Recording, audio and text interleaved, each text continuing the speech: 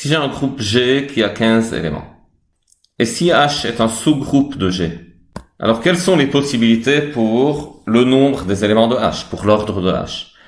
Donc l'ordre de H, c'est-à-dire le nombre des éléments de H, cardinalité de H, ça ne peut pas être 6, parce que 6 ne divise pas 15. Les possibilités pour l'ordre de H sont les diviseurs de 15, donc sont 1, 3, 5 et 15. C'est ce que dit le théorème de Lagrange. Il dit que si j'ai un groupe fini grand G, et si H est un sous-groupe de grand G, alors l'ordre de H divise l'ordre de G. En particulier, si l'ordre de G est un nombre premier, donc si G a 7 éléments, alors les possibilités pour l'ordre de H sont 1 et 7. Donc H peut être un sous-groupe de G qui a un élément, c'est-à-dire le sous-groupe trivial de G, seulement avec l'élément neutre, ou le sous-groupe de G qui a autant d'éléments que G, donc G lui-même. Si l'ordre de G est premier, les seuls sous-groupes de G sont les sous-groupes triviaux de G. Le sous-groupe avec seulement l'élément neutre est G lui-même. Et en particulier, l'ordre d'un élément de G divise l'ordre de G. Pourquoi? Parce que l'ordre d'un élément de G, c'est l'ordre du sous-groupe engendré par cet élément. Donc c'est l'ordre d'un sous-groupe de G, il doit diviser l'ordre de G. Comment on va faire cette preuve? On va introduire une relation d'équivalence R sur G, qui est d'ailleurs une relation très très classique, très importante et très utile pour la suite quand on définit les groupes quotients. Donc on va dire que X est en relation avec Y, si et seulement si X fois Y moins 1 appartient au sous-groupe H. Je peux toujours définir cette relation binaire dès que j'ai un groupe G, un sous-groupe H de G. Je n'ai besoin d'aucune autre hypothèse. On va montrer alors que c'est une relation d'équivalence, et l'intérêt de ça, c'est que les classes d'équivalence ont même taille. On va montrer que les classes d'équivalence ont la même taille, même cardinalité. Quelle taille? Cardinalité de H, ou l'ordre de H. Et puis on va déduire. Voilà, donc ça c'est G, et puis j'ai un sous-groupe H de G, donc ça c'est H. Et on va définir cette relation d'équivalence. On va démontrer que c'est une relation d'équivalence. Et je sais que les classes d'équivalence forment une partition. Donc si je prends toutes les classes d'équivalence, elles ne se coupent pas. Et leur réunion, c'est le grand groupe. Ça, c'est toujours vrai pour toutes les classes d'équivalence. Ça forme une partition de G. Mais disons si l'ordre de G égale P, donc si G a P éléments, on va démontrer que pour cette relation d'équivalence, que toutes ces classes ont aussi P éléments. P partout. Donc le nombre des éléments de G sera P fois le nombre des classes. Donc en particulier, P divise l'ordre de G. C'est ça le plan de la preuve. Et on commence par l'introduction de cette relation d'équivalence. Donc je prends un groupe G et H un sous-groupe de G. Et là, pour l'introduction de cette relation d'équivalence, on n'a pas besoin que G soit d'ordre fini. Ce sera toujours une relation d'équivalence. Et on a cette relation binaire X en relation avec Y, c'est seulement si X fois Y moins 1 appartient à H. Donc la proposition dit que c'est une relation d'équivalence.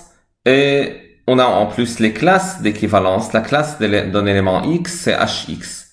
HX, c'est une notation, en fait.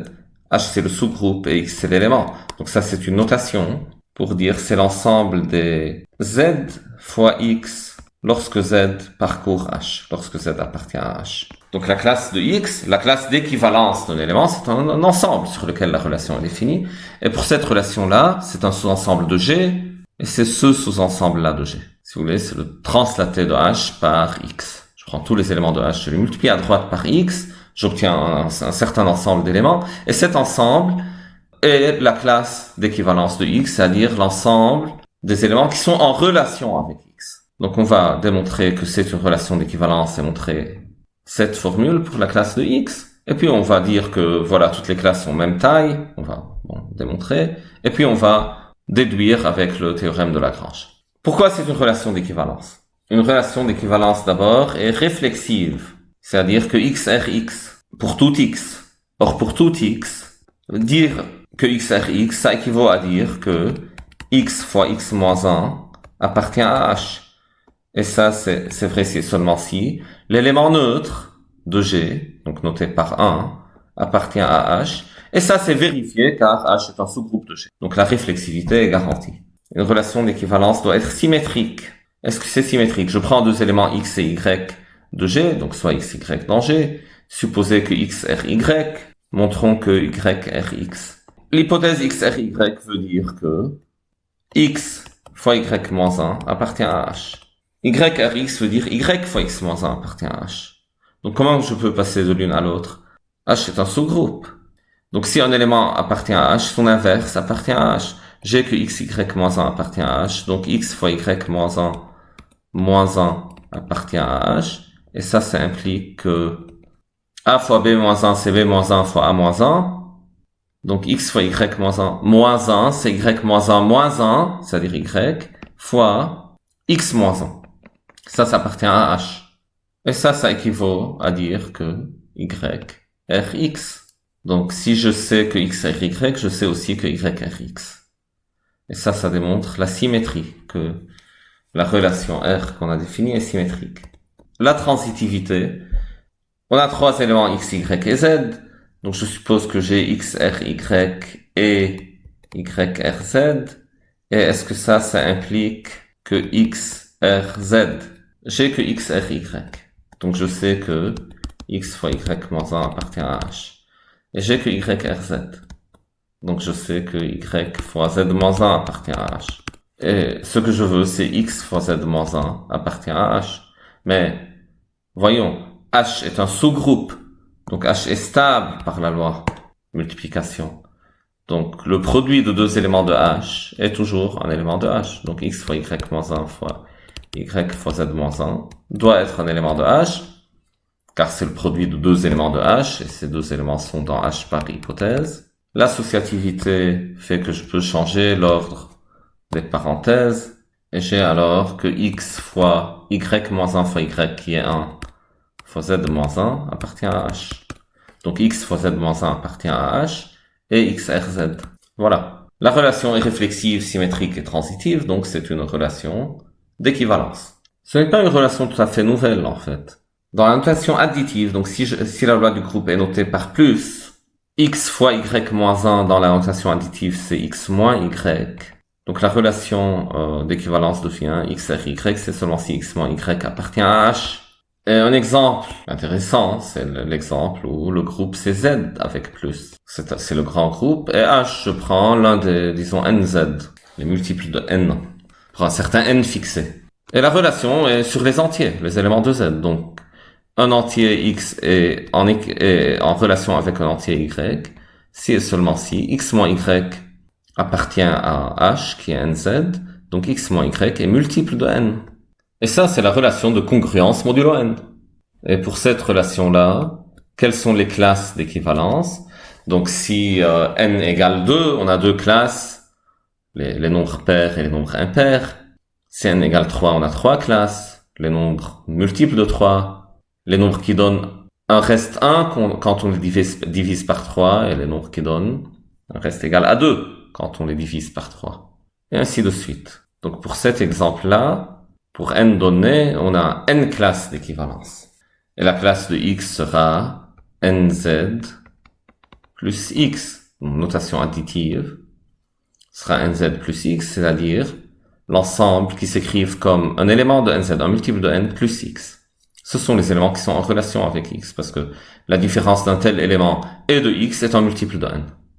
Donc on va montrer en général que la classe de x, c'est hx. Écrivons ça, et puis on continue. L'étape qui suit, c'est que toutes les classes ont même taille, et puis on va déduire avec le théorème de Lagrange. Je prends un élément x de g, montrons que la classe de x est égale hx. Que ce soit hx ou classe de x, ce sont des sous-ensembles de g. Donc classe de x, c'est l'ensemble des éléments de g qui sont en relation avec x, et hx, c'est l'ensemble des éléments de g qui s'écrivent comme le produit d'un élément de h fois x. Donc j'ai une double inclusion. Classe de x inclus dans hx et hx inclus dans classe de x. Première inclusion, donc soit y dans la classe de x, montrons que y appartient à hx. Par définition de la classe de x, j'ai que y est en relation avec x, donc j'ai que y rx, c'est-à-dire y fois x moins 1 appartient à h, donc y fois x moins 1, c'est un certain élément petit h de grand h.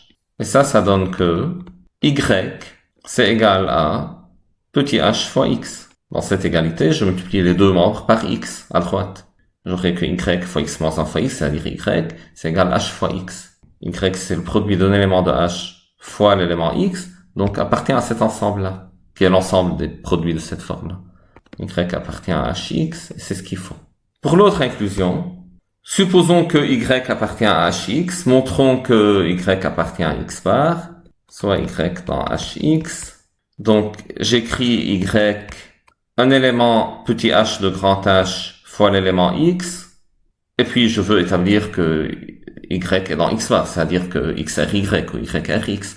Donc je multiplie par x moins 1 à droite dans les deux membres de cette égalité, j'obtiens que y fois x moins 1, c'est égal h fois x moins 1, c'est-à-dire h. Y fois x moins 1 égale un élément petit h de grand H. Ok, donc y rx. Y rx, par définition, ça veut dire y fois x moins 1 est un élément de h. Y rx, c'est-à-dire que y appartient à la classe de x. Donc on a établi que si y appartient à hx, ça appartient à la classe de x, et on a la double inclusion, on a établi ce résultat-là. Maintenant, on revient au théorème de Lagrange, on a défini notre relation d'équivalence. Maintenant, on veut montrer que toutes les classes d'équivalence ont même taille que h. Donc chaque classe d'équivalence a exactement autant d'éléments que h. Pourquoi les classes d'équivalence ont même taille? Parce que je peux définir une bijection entre h et n'importe quelle classe.